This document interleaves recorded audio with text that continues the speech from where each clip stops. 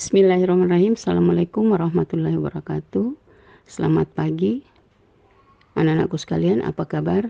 Mudah-mudahan kalian tetap dalam keadaan sehat walafiat. Kali ini kita berjumpa lagi dalam pembelajaran jarak jauh bidang studi PPKN. Yang akan kita bahas kali ini adalah bab 3, yaitu kewenangan lembaga-lembaga negara menurut Undang-Undang Dasar Negara Republik Indonesia tahun 1945. Namun terlebih dahulu kita harus mengetahui dulu kompetensi dasar. Ada 4 kompetensi dasar. Silakan anak-anakku baca sendiri ya. Nah, kemudian indikator. Indikator ada 4, yaitu 1, memahami sistem politik di Indonesia. Yang kedua adalah mengetahui lembaga-lembaga negara menurut Undang-Undang Dasar 1945. Yang ketiga, menganalisis sistem tata kelola pemerintahan Negara Kesatuan Republik Indonesia. Yang keempat, partisipasi warga negara dalam sistem politik di Negara Kesatuan Republik Indonesia. Baiklah anak-anakku, sebelum kita lanjut, Ibu sampaikan bahwa pertemuan kali ini kita hanya akan membahas 2 indikator, yaitu yang pertama memahami sistem politik di Indonesia, dan yang kedua mengetahui lembaga-lembaga negara menurut Undang-Undang Dasar 1945. Sistem politik di Indonesia terbagi menjadi suprastruktur dan infrastruktur sistem politik. Sistem politik di Indonesia pada masa reformasi saat ini mengalami perkembangan yang sangat signifikan. Bermunculan lembaga dan sistem yang baru dalam rangka merespons permasalahan bangsa yang semakin kompleks. Suprastruktur politik. Yang pertama, suprastruktur politik merupakan suatu struktur politik pemerintahan yang mempunyai kaitan dengan lembaga-lembaga negara yang ada dan hubungan kekuasaan antar lembaga satu dengan lainnya.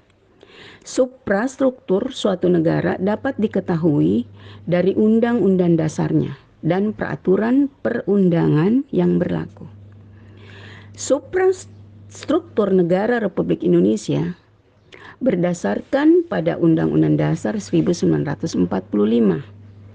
Suprastruktur politik terdiri dari berbagai lembaga-lembaga negara seperti Majelis Permusyawaratan Rakyat atau MPR, Dewan Perwakilan Rakyat DPR, Dewan Perwakilan Daerah DPD, Presiden dan Wakil Presiden, Mahkamah Agung, Mahkamah Konstitusi, dan Komisi Yudisial.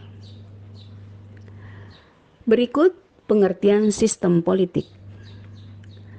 Sistem merupakan kesatuan yang memiliki kandungan berbagai unsur atau elemen atau bagian-bagian yang memiliki kaitan dalam satu kesatuan dan saling bergantung atau independence. Independensi atau saling ketergantungan memiliki akibat, yaitu jika satu sifat dari satu bagian berubah, sehingga semua bagian atau komponen lainnya termasuk sistem secara keseluruhan. Secara etimologis, kata politik berasal dari bahasa Yunani, yaitu politikus yang artinya dari, untuk, atau yang memiliki kaitan dengan warga negara. Politik merupakan suatu proses pembentukan dan pembagian suatu kekuasaan dalam masyarakat yang berwujud proses pembuatan keputusan yang pada khususnya dalam negara. Pengertian tersebut adalah upaya dari penggabungan dari berbagai definisi yang berbeda-beda tentang hakikat politik yang dikenal dalam ilmu politik.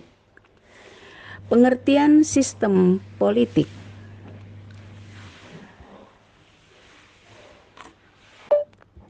Pengertian sistem politik. Dari berbagai uraian di atas mengenai pengertian sistem dan politik, terdapat beberapa ahli yang mendefinisikan mengenai sistem politik. Menurut pendapat Soekarno, sistem politik adalah suatu tata cara untuk mengatur atau mengolah bagaimana memperoleh suatu kekuasaan di dalam negara, mengatur hubungan pemerintah dan rakyat, atau sebaliknya, pengaturan negara dengan negara atau negara dengan rakyatnya. Pendapat Dr. Hewan Wiku Adhisa Smito. Menurut pendapat beliau, sistem politik adalah suatu dugaan abstrak dari kekuatan-kekuatan yang berbenturan antara negara dan pemerintah.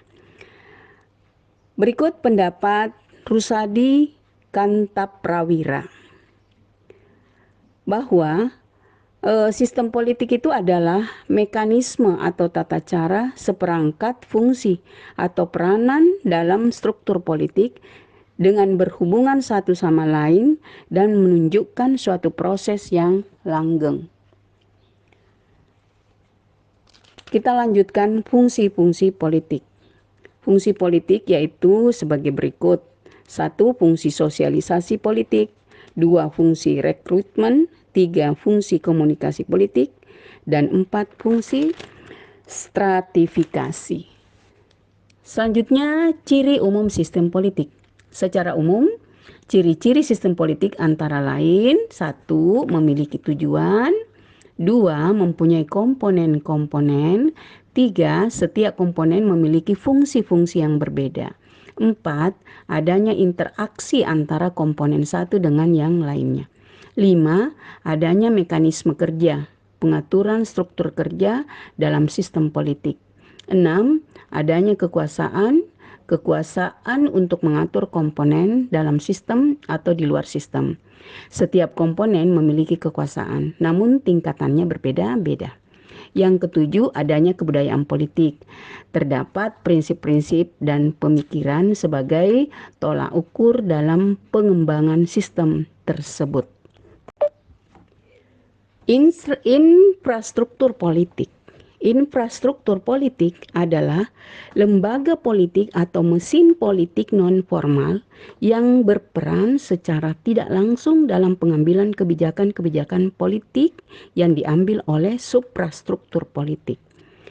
Guna sebagai penyalur atau penyampai aspirasi dari berbagai kelompok pada suatu negara dalam lapisan manapun. Di negara Indonesia, terdapat berbagai organisasi atau kelompok yang menjadi kekuatan dari infrastruktur politik. Akan tetapi jika diklasifikasikan, itu memiliki 4 kekuatan, yaitu 1. Partai politik, 2. Kelompok kepentingan, 3. Kelompok penekan, dan 4. Media komunikasi politik. Apa itu partai politik? Partai politik ini merupakan suatu organisasi politik yang menjalani ideologi tertentu atau dibentuk dengan berbagai tujuan khusus. Partai politik juga diartikan sebagai kelompok yang terorganisir yang anggota-anggotanya mempunyai suatu orientasi, nilai-nilai, dan cita-cita yang sama. Tujuan partai politik untuk memperoleh kekuasaan politik dan merebut kedudukan politik dengan cara konstitusional untuk melaksanakan kebijakan-kebijakan mereka. Kemudian kelompok kepentingan. Nah, kelompok kepentingan ini adalah salah satu kelompok yang memiliki kepentingan terhadap berbagai kepentingan terhadap kebijakan politik. Kelompok kepentingan dapat menghimpun atau mengeluarkan suatu dana dan tenaga guna melaksanakan tindakan politik yang biasanya berada di luar tugas partai politik. Nah, untuk mencapai tujuan kelompok kepentingan dapat melakukan berbagai negosiasi dan mencuri dukungan kepada masyarakat perseorangan ataupun kelompok masyarakat. Kemudian kelompok kepentingan, kelompok penekan. Kelompok penekan ini merupakan kelompok yang memiliki tujuan untuk mengupayakan atau memperjuangkan berbagai keputusan politik yang berupa undang-undang atau berbagai kebijakan politik yang dikeluarkan oleh pemerintah sesuai dengan kepentingan mereka. Kelompok penekan biasanya tampil dengan cara menyampaikan pendapat di depan umum. Kemudian yang terakhir yaitu media komunikasi politik. Media komunikasi politik ini merupakan suatu alat komunikasi politik dalam proses untuk melakukan penyampai pendapat dan informasi yang dilakukan secara tidak langsung, baik pada pemerintah maupun pada masyarakat. Kelompok ini biasanya menyampaikan pendapat atau informasi menggunakan media berupa koran, majalah, tabloid, televisi, dan lain sebagainya. Ya, itu tadi tentang suprastruktur politik dan infrastruktur politik. Kita lanjut sedikit ya tentang lembaga-lembaga negara menurut Undang-Undang Dasar Negara Republik Indonesia tahun 1945. Lembaga negara adalah lembaga pemerintah. Lembaga-lembaga tersebut diciptakan oleh negara dari negara dan keadaan atau keinginan negara untuk membangun sendiri. Lembaga-lembaga negara disebut juga lembaga pemerintahan. Lembaga pemerintahan non-departemen atau lembaga negara saja. Ada yang dibentuk berdasarkan atau karena diberi kekuasaan oleh Undang-Undang Dasar, ada pula yang dibentuk dan mendapatkan kekuasaannya dari undang-undang, dan bahkan ada pula yang hanya dibentuk berdasarkan keputusan presiden. Hierarki atau peringkat kedudukannya tentu saja tergantung pada derajat pengaturannya menurut peraturan perundang-undangan yang berlaku. Lembaga negara yang diatur dan dibentuk oleh Undang-Undang Dasar merupakan organ konstitusi yang dibentuk berdasarkan undang-undang. Merupakan organ undang-undang yang hanya dibentuk karena keputusan presiden, tentunya lebih rendah lagi tingkatan dan derajat perlakuan hukum terhadap pejabat yang duduk di dalamnya. Nah, demikian pula jika lembaga dimaksud dibentuk dan diberi kekuasaan berdasarkan peraturan daerah, tentu lebih rendah lagi tingkatannya. Lembaga-lembaga negara yang terdapat dalam sistem pemerintahan Indonesia. 1. MPR atau Majelis Permusyawaratan Rakyat.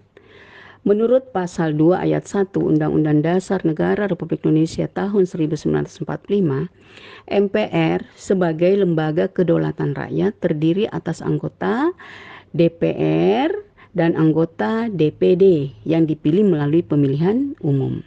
Anggota MPR memiliki legitimasi sangat kuat karena semua anggota MPR dipilih oleh rakyat. Masa jabatan anggota MPR adalah 5 tahun dan berakhir bersamaan pada saat anggota MPR yang baru mengucapkan sumpah atau janji. Sebelum memangku jabatannya, anggota MPR mengucapkan sumpah atau janji bersama-sama yang dipimpin oleh Ketua Mahkamah Agung dalam sidang paripurna MPR. Berikutnya adalah Dewan Perwakilan Rakyat atau DPR. Nah, DPR atau Dewan Perwakilan Rakyat merupakan tempat bergabungnya wakil-wakil rakyat yang diserahi amanat oleh seluruh rakyat untuk menjalankan pemerintahannya. Keanggotaan DPR dipilih melalui pemilihan umum dan anggota DPR ini secara langsung akan menjadi anggota MPR. DPR ini menjadi sarana penting bagi rakyat karena melalui lembaga negara ini rakyat dapat menyalurkan segala aspirasi dan kehendaknya. Lembaga ini tidak hanya sebagai penampung aspirasi rakyat tetapi juga sebagai penjelmaan dari kedaulatan rakyat dalam kehidupan bernegara. Berikut lembaga negara yaitu Dewan Perwakilan Daerah atau DPD. Sesuai namanya, DPD merupakan salah satu lembaga negara yang berkedudukan ada di setiap provinsi. Keanggotaan DPD ini ditentukan 4 orang untuk tiap-tiap provinsi. Anggota DPD secara langsung juga menjadi anggota MPR. Nah, sehingga setiap kali diadakan sidang MPR, anggota DPR turut serta. DPD ini merupakan salah satu lembaga negara yang baru. Dibentuk setelah adanya amandemen terhadap Undang-Undang Dasar 1945. DPD merupakan sarana pelaksana kedaulatan rakyat karena dapat menyalurkan aspirasi rakyat yang diwakilinya dalam sidang MPR atau DPR. Hanya saja kewenangan DPD dibatasi hanya dalam hal otonomi daerah, hubungan pusat dan daerah, pembentukan dan pemekaran, serta penggabungan daerah, pengelolaan sumber daya alam, dan sumber ekonomi lainnya, serta yang berkaitan dengan perimbangan keuangan pusat dan daerah.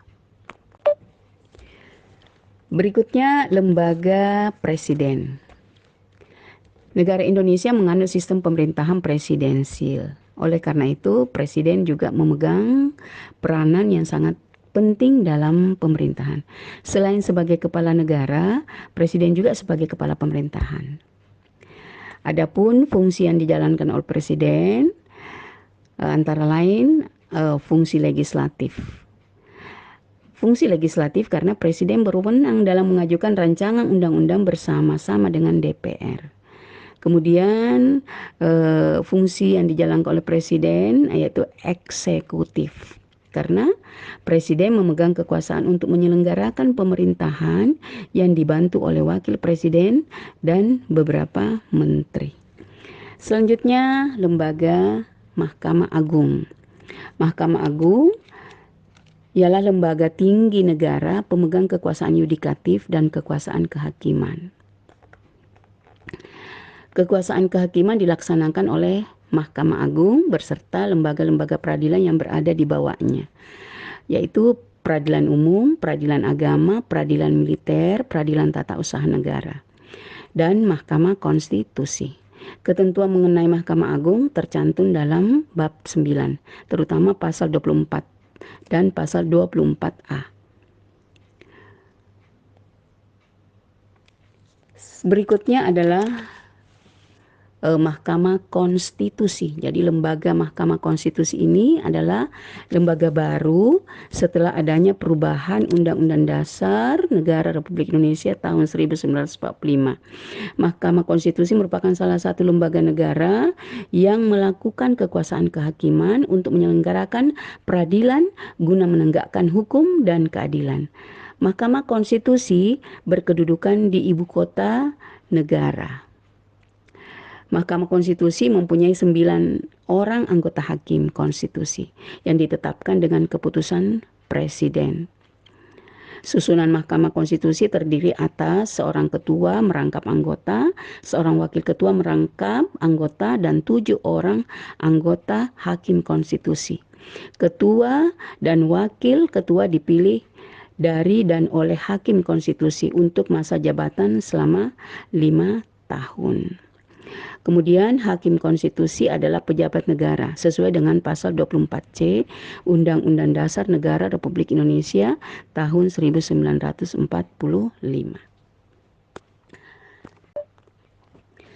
Berikut lembaga Komisi Yudisial. Komisi Yudisial merupakan lembaga yang belum lama dibentuk di negara Indonesia, yang diatur dalam pasal 24B Undang-Undang Dasar Negara Republik Indonesia tahun 1945. Hasil amandemen ketiga tanggal 10 November 2001. Pasal tersebut antara lain mengatur tentang prosedur keanggotaan dari komisi, wewenang, susunan, kedudukan, dan keanggotaan. Prosedur keanggotaan Komisi Yudisial ini diangkat dan diberhentikan oleh Presiden dengan persetujuan DPR. Berikutnya Badan Pemeriksa Keuangan atau BAPK. Badan Pemeriksa Keuangan adalah badan yang memeriksa tanggung jawab tentang keuangan negara. Badan ini memeriksa semua pelaksanaan anggaran pendapatan dan belanja negara. Hasil pemeriksaan itu dilaporkan kepada DPR dan DPD sebagai bahan penilaian atau pengawasan dalam pembahasan RAPBN tahun berikutnya. Selain memeriksa keuangan negara, BAPK juga mengatur tentang pajak dan hal-hal keuangan lainnya. Ya, saya kira itu uraian atau pembahasan tentang lembaga-lembaga negara menurut Undang-Undang Dasar Negara Republik Indonesia tahun 1945.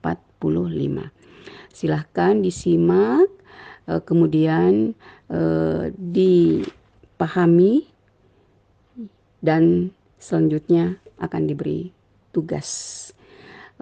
Demikian pembelajaran jarak jauh pada hari ini. Mudah-mudahan anak-anak semua dapat memahami, dan kita akhiri. Sekian. Assalamualaikum warahmatullahi wabarakatuh.